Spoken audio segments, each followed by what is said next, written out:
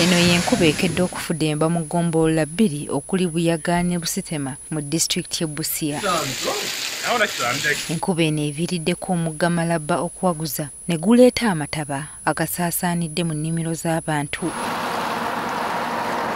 Kati abalimi nga Wegulo Sandala, omulimi w'omuceere, basigadde batunula binsobedde oluvanyuma lw'ennimiro zaabwe okusaanyizibwawo. Amazzi gakututa omuceere gwonna era kati bwe twogerera abantu badduseeyo terina muntu wadde omu.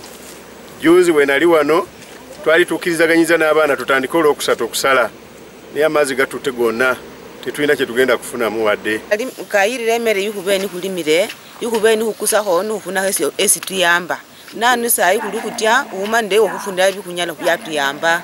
N'abakozi abadde bakola mu nnimiro zino nabo boolekedde okufa obwavu.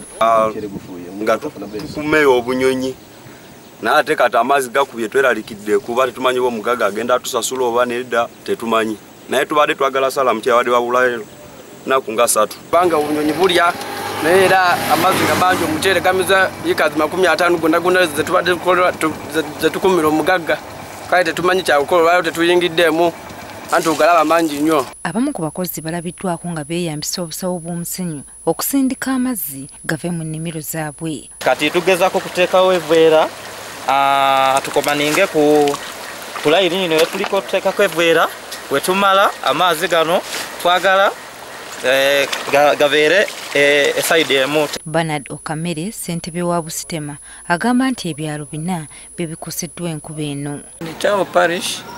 We have these villages bordering the streams, like Busia bordering Malaba down, Malaba stream.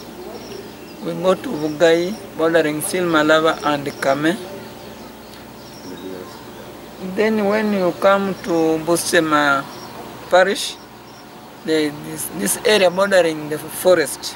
Bano kati baagala gavumenti ebadduukirire. Factor I foresee poor harvests due to this heavy downpour.